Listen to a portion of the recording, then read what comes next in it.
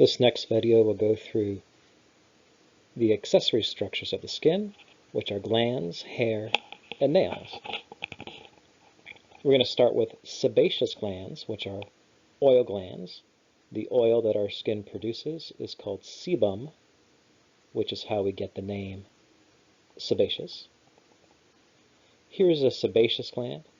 We can see that this gland is connected to a hair follicle, and the sebaceous gland will secrete the sebum onto the hair, which will find its way to the surface of the skin. So the type of gland a sebaceous gland is a holocrine gland. And you might recall from a previous chapter that holocrine glands secrete through cell rupture. So you have cells filling up with sebum here, and they break apart and release their sebum onto the hair shaft and onto the surface of the skin. The skin also has sweat glands, but there's two types. First type of sweat gland is called an eccrine gland, also sudoriferous gland. These sweat glands are merocrine. Recall that merocrine glands use exocytosis to secrete their product, which in this case is perspiration. And eccrine sweat glands do not use a hair follicle. They have their own duct and their own pore in order to release the perspiration onto the surface of the skin. And we'll go through the function of that in, I believe, the next video. These are most of the sweat glands in our body, the eccrine or sudoriferous glands. Another type of sweat gland is called an apocrine gland. It's also merocrine, so it also uses exocytosis. These are not active until puberty, and they're found under the arm, as you can see here, in the axillary region and in anogenital region. Ceruminous glands work this way too, which are wax glands in the outer ear, and you can read through these other types. But an apocrine sweat gland uses the hair follicle and the hair shaft to secrete its material, just like the sebaceous glands do.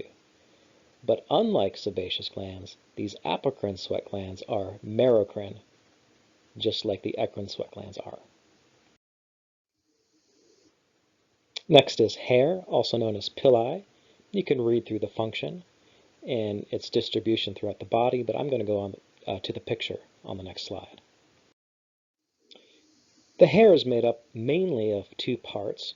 What you can see is the hair shaft, which actually enters the epidermis here as well. And then you go deeper into what we call the hair root, as we're in the dermis. The hair root is surrounded by a sheath that we call the hair follicle, which is actually made up of two layers, epithelial tissue and connective tissue. At the base of the hair follicle, it bulges out. We call that the hair bulb. And inside this bulb, inside the hair follicle, we have a hair matrix made up of cells that are dividing constantly. They're mitotically active. These dividing cells get pushed up into the hair root itself, which mainly are keratinocytes, which produce a protein called keratin, which makes up the hair. And also at the base of the hair follicle, we have a dermal papilla, which are, in this case, blood vessels which supply the nourishment to the hair matrix. One other important point here, another important structure, is the erector pili muscle that joins the hair follicle to the basement membrane. And when this muscle contracts, it pulls the hair on end, like when you get goosebumps, for example. It also helps to pump oil or sebum out of the sebaceous gland.